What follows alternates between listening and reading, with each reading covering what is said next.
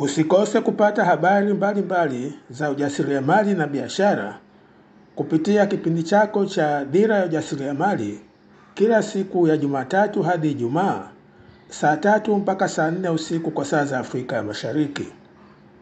Karibu uone mambo mbalimbali yanayohusiana na ujasiriamali. Karibu kwenye kipindi chetu cha Business Talk kinachotangazwa siku za Jumapili kutoka televisheni yetu ya Tan Business Channel Online Television. Mimi ni mtangazaji wa kipindi Ali Mwambola. Na kwenye kipindi chetu cha leo nitaongelea changamoto ambazo biashara nyingi zinapata za kuishiwa fedha. Nimekuwa napata messages na hata wengine wananipigia simu wakiomba ushauri kwa nini biashara zao zinaishiwa fedha. Wakisema kwa zinaishiwa fedha na maana wanapotaka kununua vitu au huduma mbalimbali, wakienda kwenye akaunti yao au wakiangalia kwenye akaunti ya benki wanakuta hakuna fedha. Au kama wanaweka hela kwenye simu wanaona kwenye simu hakuna fedha ya kutosha. Lakini unaweza ukawa unapata faida na bado biashara yako ikawa haina fedha. Sasa hapo ndo tatizo linapokuja. Haitoshi tu biashara yako kupata faida. Ni lazima pia kuwe na fedha. Yaani kama inawezekana, kwa mfano katika hali ya kawaida, kama kwenye biashara yako umepata faida ya shilingi tuseme milioni 1. Sasa inachotakiwa kinadharia, yani theoretically, kwenye akaunti yako ya benki kuwa pia na shilingi milioni 1. Kwa sababu faida na maana ni kitu ambacho ni excess, yani ni excess ukilinganisha kwa mapato na matumizi. Sasa inakuwaje tena benki kwenye upande wa fedha inakuwa tofauti? Faida unakuta ni milioni 1, lakini ukienda kwenye akaunti ya benki unakuta pengine kuna 50,000. Sasa hiyo ndio swala ambayo inabidi kuangalia. Sasa kuna mbinu ambazo inabidi uzitekeleze ili uweze kuwa na uhakika kabisa kuwa biashara yako haishiwi fedha. Sasa inakuwaje? Kwanza tunaanza na swala la kuplani. Kila kitu lazima uplani, kwa sababu unapoplani ndipo unapokumbuka swala la malengo. Na ukishaweka malengo, sasa ndio kinachofuatia ni kutengeneza plani na kuifuatilia. Kwa hiyo hata kwenye mambo ya fedha inatakiwa utengeneze plani wanasema cash flow plan. Yaani plani ya fedha. Sasa kwenye kutengeneza hiyo cash flow plan, kitu cha kwanza ni lazima uweke lengo. Na lengo linakwenda kwa kifedha. Kwa mfano mwaka huu biashara yangu inapata, nikiangalia kwenye akaunti, ninapofunga mahesabu, mwaka huu unaona kuna milioni 5 kwenye akaunti yangu ya benki. Sasa unaweka malengo kuwa kama ikiwezekana mwakani nikifunga hesabu mwisho wa mwaka, labda useme ndio nataka na milioni 8. Kwa sasa lengo lako linakuwa milioni 8. Mwaka huu ni milioni 5, mwakani ni milioni 8.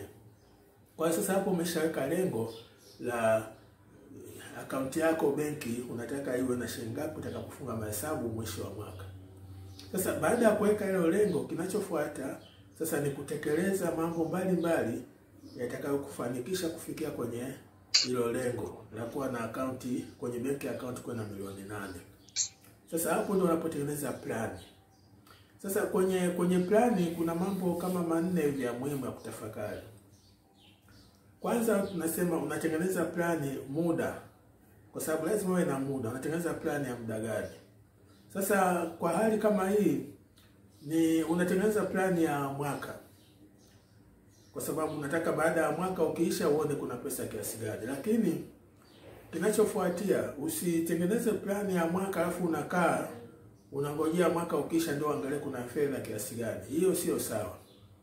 Kwa hiyo ina maana kuna kutengeneza viplani vidogo vidogo vya hapa katikati.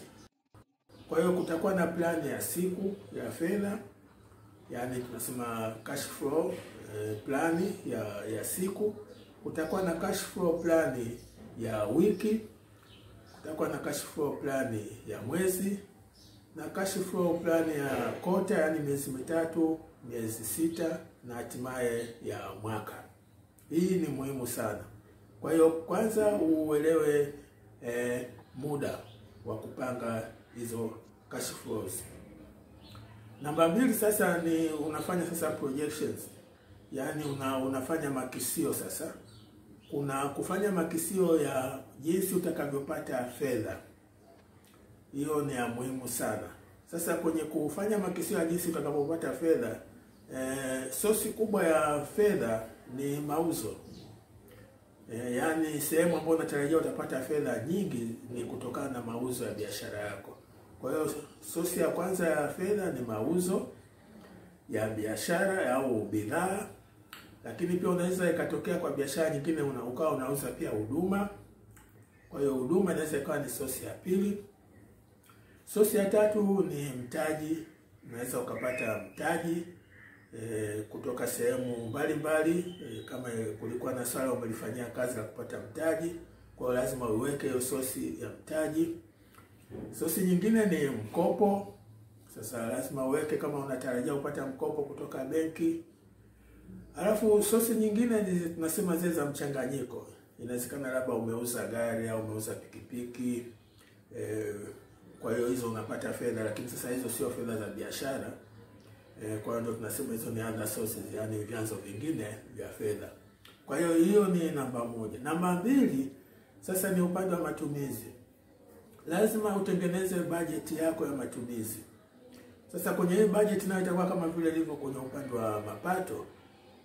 Kwenye budget yako kuonyeshwe matumizi ya siku, matumizi ya wiki, matumizi ya mwezi, matumizi ya miezi mitatu au kota, miezi 6, 9 na hata ya mwaka. Yote hiyo unayaanisha kwenye plani yako. Na mwisho ni sasa matarajio yako ya fedha. Sasa kwa kila kipindi unaweka hizo projections zako. Kwa maana kwa siku uweke unatarajia kutakuwa na fedha kiasi gani, kwa wiki, kwa mwezi na kwa kota, nusu mwaka, miezi 9 au 3 quarters na hata kwa mwaka mzima. Sasa hivyo ni vitu vya muhimu sana, inabidi uvifanye. Sasa baada hapo hiyo ni plani na pamoja na projections zako. Sasa haiwezi ukishatengeneza tu sana unasema mambo yatajipa. Hapana. Sasa kinachofuatia sasa ni utekelezaji.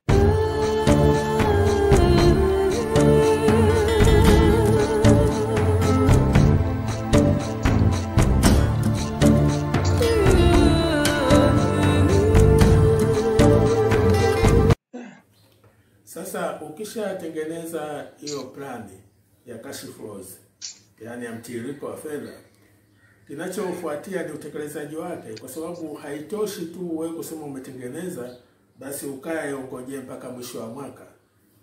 Hautafanikiwa. Kwa hiyo sasa lazima upange utaratibu wa kuitekeleza hiyo plani.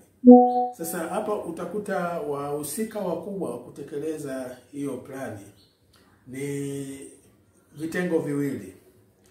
Kwanza ni wale watu wanaohusika na mauzo au wengine wanasema watu wa marketing. Kwa sababu hao watu wa marketing ni wa muhimu, maana wao ndio watakaohakikisha kuwa zile projections, yani makisio ya mapato yanapatikana.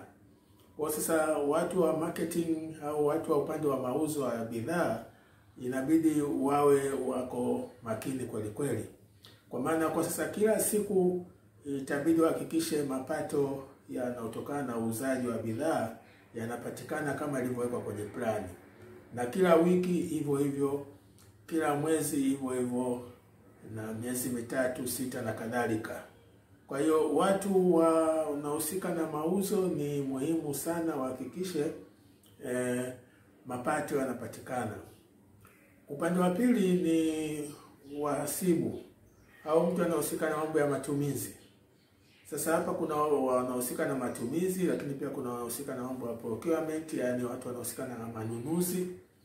Kuhakikisha kuwa wasifanye tu manunuzi au wana gharama zinafanyika bila mpangilio.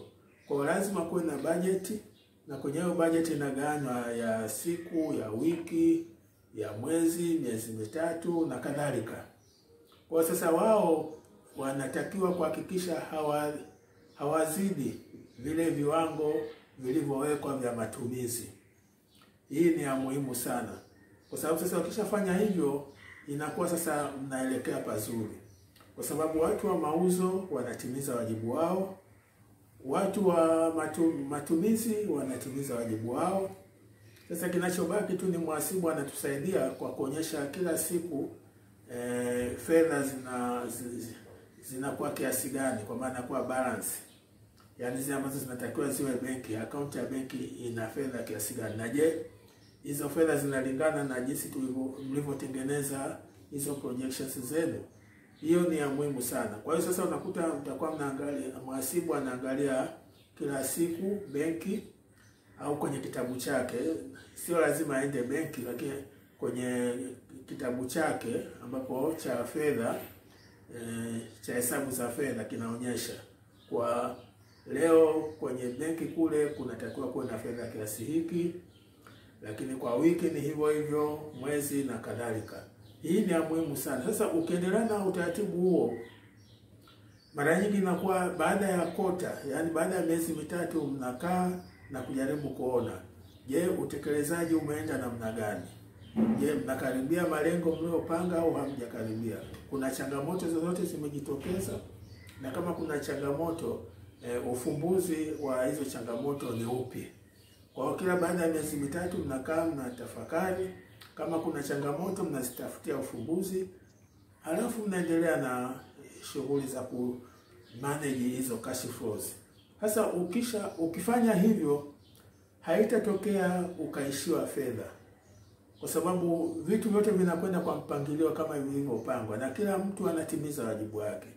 Sasa huo ndio taratibu mzuri unaotakiwa wa kufanya, kuhakikisha kuwa biashara yako haiishiwi fedha hata mara moja. Wale wanaoishiwa fedha ni kwa sababu hawana utaratibu kama huu. Hawajui mambo ya mapato yanakwenda namna gani, hawajui matumizi yao yanakwenda namna gani. Hawa kama wanajua, hawafahamu uwiano unavyotakiwa uwe. Na hata kwenye account kule benki wanazoambiwa ziko ndio hizo. Sasa huwezi ukajua kama je, hizi ambazo zipo ndio kama tulivyokuwa tumepanga. Kwa hiyo ni muhimu uweke mfumo mzuri wa kumanage cash flow zako, au wanasema wa kusimamia mtiririko wa fedha wa biashara yako. Naona nimeongea vya kutosha. Leo tulikuwa tunaangalia kwa nini biashara zinaishiwa fedha, na sasa kitu gani kifanyike, mbinu gani zifanyike ili kuzuia biashara isiishiwe fedha. Naomba muendelee kuangalia kipindi chetu cha Business Talk ambacho kinatangazwa siku za Jumapili saa 3 usiku kwa saa za Afrika Mashariki. Na mimi ni mtangazaji wa kipindi Ali Mwambola. Asante, tuonane Jumapili ijayo.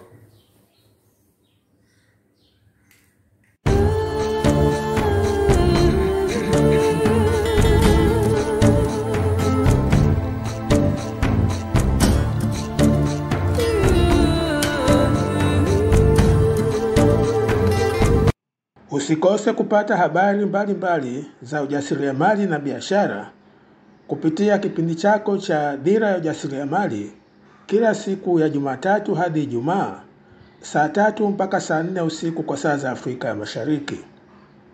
Karibu uone mambo mbalimbali yanayohusiana na ujasiriamali.